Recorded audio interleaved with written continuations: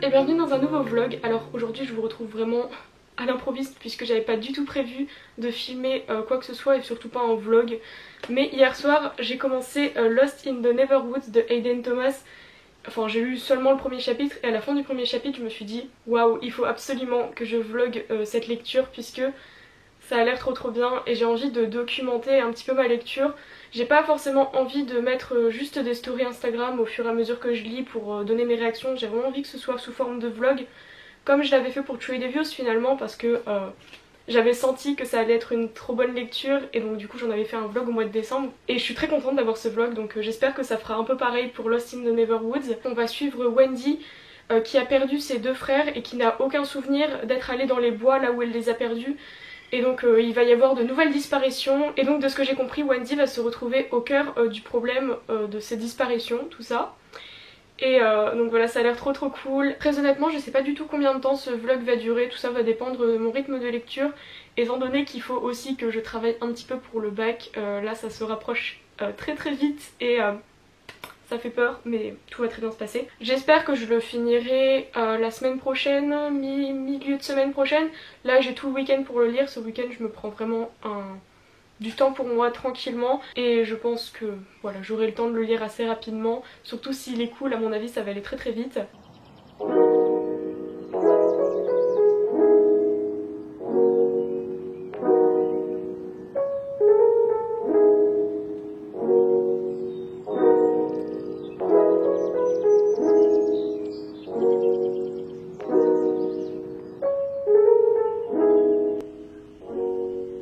Ça va, Pearlipopette?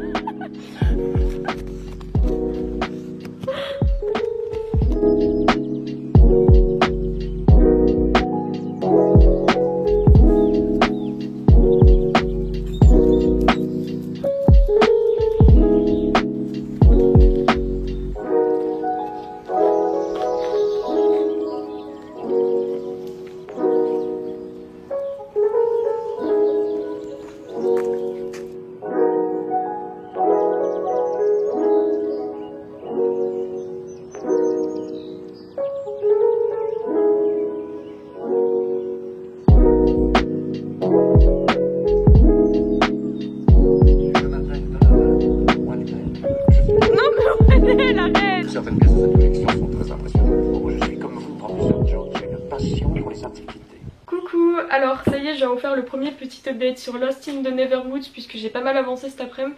J'en suis au chapitre 8, à la page 92 plus précisément. Ce qui est trop cool déjà, c'est que j'ai pu lire dehors avec le grand soleil. Et ça fait vraiment du bien puisque chez moi d'habitude il fait vraiment super moche tout le temps. Et là, juste pouvoir se poser dans le jardin, ça a rendu l'expérience de lecture incroyable, voilà. Il en faut peu pour être heureux. Et donc du coup, pour en revenir au livre en lui-même, c'est pas vraiment une surprise je pense puisque je l'avais ressenti dès le premier chapitre, mais c'est une superbe lecture, je suis en train vraiment d'adorer et je pense que ça va être un coup de cœur. Ce que je peux en tirer de ces 100 premières pages, puisqu'on va dire que j'en suis à peu près aux 100 premières pages, c'est tout simplement que c'est très immersif, très addictif. Très addictif déjà parce que j'ai pas pu m'arrêter de lire de l'après-midi, et immersif parce que on rentre vraiment bien dans le monde. Il y a une ambiance assez spooky qui ressort et ça m'a fait penser à ce livre là beaucoup, qui est The Raven Boys de Maggie Stiefvater. Pour ceux qui l'ont lu, je pense que vous voyez de quoi je parle du coup. Je pense que c'est très lié au fait que l'histoire soit basée autour des bois aussi, puisque ça donne vraiment tout de suite une ambiance, les bois. Les personnages aussi sont trop bien, puisque du coup vu que c'est une réécriture de Peter Pan, on les connaît déjà, c'est Wendy, c'est Peter, voilà. Mais là, les redécouvrir sous un nouvel angle, un peu plus moderne, puisque l'histoire ça se passe du coup de nos jours, et je trouve ça vraiment cool. Et puis j'ai hâte de voir aussi comment va se développer la relation entre eux, puisque je disais que j'avais très hâte de voir comment allait se développer la relation entre les deux personnages, donc Wendy et Peter, puisque c'est pas vraiment une surprise. L'auteur l'avait dit lui-même, mais il va y avoir une romance entre eux. Et je suis vraiment super excited par rapport à ça, et c'est vraiment ce que je recherchais dans ce livre. Donc ça va être trop mignon tout ça. Et là déjà, là où j'en suis, les personnages se sont rencontrés, puisque comme je vous l'avais dit, Wendy n'a aucun souvenir des moments où elle est allée dans les bois et là où elle a perdu ses frères. Du coup là elle redécouvre Peter, et donc c'est un peu comme la première rencontre finalement, alors que lui se souvient d'elle. Et donc voilà, je pense que vous comprenez comment je suis en mode c'est trop bien. Et je suis encore désolée pour mon manque de vocabulaire, c'est affreux, mais tout ce qu'il y a à retenir c'est que j'adore et que j'ai trop hâte de lire la suite.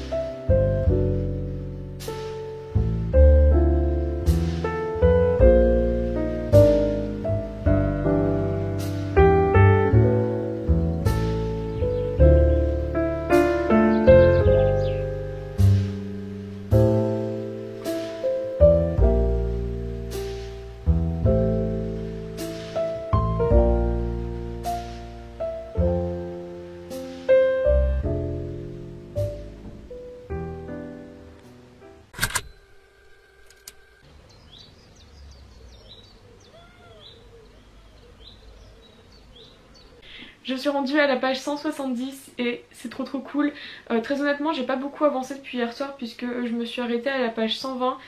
Et d'ailleurs, petite réflexion que je me suis faite hier soir qui me paraissait un peu importante, c'est que ce livre me renvoyait vraiment à mes souvenirs d'enfant, mais genre plutôt mes peurs d'enfance, puisque quand j'étais petite, il y avait certaines choses qui me faisaient peur dans Peter Pan et surtout dans les films. Enfin, je pense que les films mettaient plus l'accent sur le côté sombre de l'histoire, notamment le film de 2003. Je sais pas si vous voyez duquel je parle, mais en tout cas c'était vraiment mon adaptation cinématographique préférée de Peter Pan. Mais voilà, c'était un peu plus sombre, et là ce livre-là rend vraiment cet aspect-là encore plus fort, puisque je dirais même que là c'est plus horrifique. Quand je vous disais au départ qu'il y avait un petit peu l'ambiance spooky, je croyais vraiment pas si bien dire. Voilà, c'est tout ce que j'avais à dire. Je vous quitte et je reviens dès que j'ai un peu avancé. I got my driver's license last week, just like we always talked about. Cause you were so excited for me to finally drive up to your house. But today I drove through the suburbs crying cause you weren't around.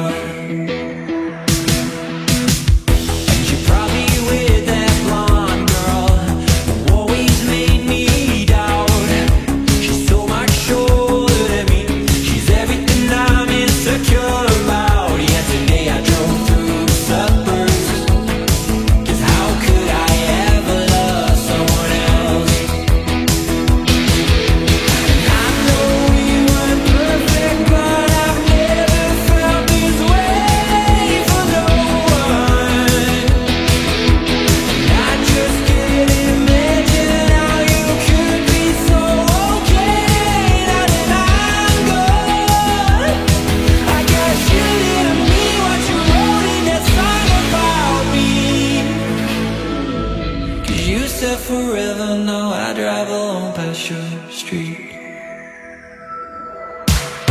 And all my friends are tired hearing how much I miss you. But I kinda feel sorry for them, cause they'll never know you the way that I do. Yesterday I drove through the suburbs and pictured I was driving home to you. I know we weren't perfect, but I've never felt this way for no one. And I just can't imagine how you could be so okay now that I'm gone. I guess you didn't mean what you wrote in that song about me. Cause you said forever, now I drive along past your street. Red lights, stop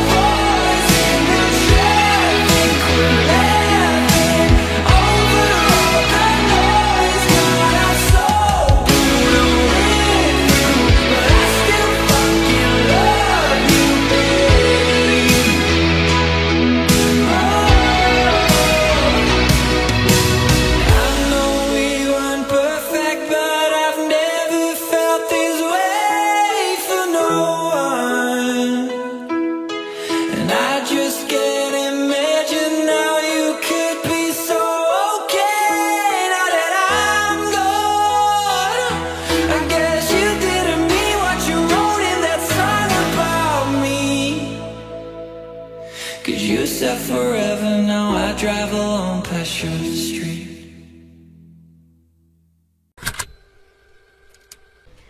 Il est temps que je vous fasse mon avis final sur Lost in the Neverwoods puisque je l'ai fini ce matin, enfin plutôt j'ai dévoré les 150 dernières pages ce matin.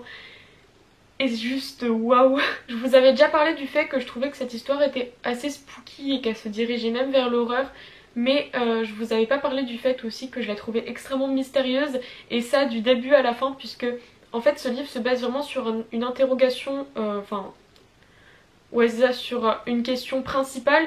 Mais autour de ça il y a beaucoup de petites questions, de petites interrogations qui se collent à cette question principale. Et qui trouvent leur réponse au fur et à mesure du livre, ce qui fait qu'on n'a pas vraiment de moment de plat. On a toujours des réponses qui arrivent et ça fait que l'histoire est super addictive. Je me suis vraiment jamais ennuyée quoi. Bien sûr, y a des éléments de l'intrigue qui suivent un schéma assez classique on va dire, mais je m'y attendais ça parce que c'est un livre young adulte. Donc forcément il y a certains cas de figure qu'on va retrouver dans beaucoup de livres. Mais dans ce livre-là, j'ai trouvé que ça prenait pas forcément beaucoup de place. Donc, voilà, c'était pas une énorme part de l'histoire. Et donc, ça m'a pas forcément dérangée, on va dire. Comme je vous l'ai dit, j'avais pas mal d'attentes aussi quant à la relation entre Peter et Wendy. La relation qu'ils devaient développer entre eux. J'ai pas du tout été déçue, loin de là, puisque j'étais totalement même satisfaite, au contraire. Mais on va dire que je m'attendais pas à ça, j'avais beaucoup d'attentes mais pas celle-ci. Ça m'a surprise et je vais pas revenir dessus parce que j'ai pas envie de vous spoiler, mais en tout cas sachez que de ce côté-là, j'ai vraiment pas été déçue. Dans la globalité, j'ai trouvé que le remaniement du conte était tout simplement excellent. C'était sombre mais magnifique à la fois et il y a eu beaucoup d'émotions. Il y a aussi pas mal de sujets importants mais très durs qui sont abordés dans ce livre et ça je voulais vraiment en parler pour mettre des trigger warnings.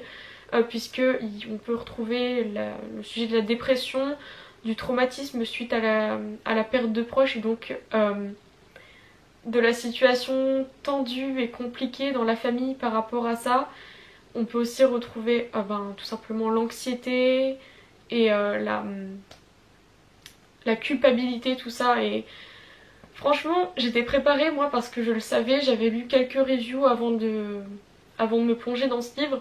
Donc j'étais prête, vous voyez, et donc ça m'a pas empêché d'être extrêmement touchée et même là je sens encore les émotions monter puisque ça fait mal quoi quand tu le lis. Donc franchement il faut que vous soyez prêts, prenez soin de vous en lisant ce livre puisque si vous savez que vous allez mal le gérer, ne le lisez pas maintenant ou alors faites-le vraiment, prenez vraiment beaucoup de précautions.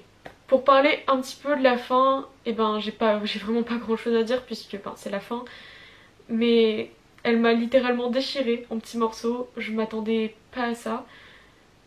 Et en fait, le plot twist, on va dire final, refait l'histoire entièrement. C'est-à-dire qu'on voit plus tout ce qui s'est passé avant d'un même œil, en tout cas moi c'est ce que ça m'a fait. Et je suis partie vraiment en crise de larmes, et même là encore, vu que je l'ai pas fini il y a beaucoup de temps, vous voyez. Là, pour conclure cet avis assez brouillon, j'ai juste à dire que ce livre m'a touchée de toutes les façons possibles, que ce soit par les sujets qu'il traite, comment il les traite et aussi par l'écriture. Après ça c'est vraiment une question de sensibilité mais j'ai beaucoup aimé l'écriture que j'ai trouvé super belle. Donc voilà, je pense que je vais arrêter ce vlog ici puisque ma lecture est terminée et j'ai plus grand chose à dire. J'espère que tout ça vous a plu et n'hésitez pas à me le dire dans les commentaires, ça fait toujours super plaisir. Encore une fois, lisez Lost in the Neverwoods, ce livre est trop bien. Je le répéterai jamais assez. Et puis du coup dites-moi vos avis dans les commentaires quand vous l'aurez lu ou si vous l'avez déjà lu. J'ai plus qu'à vous dire à très bientôt pour une prochaine vidéo et je vous souhaite de bonnes lectures. Salut!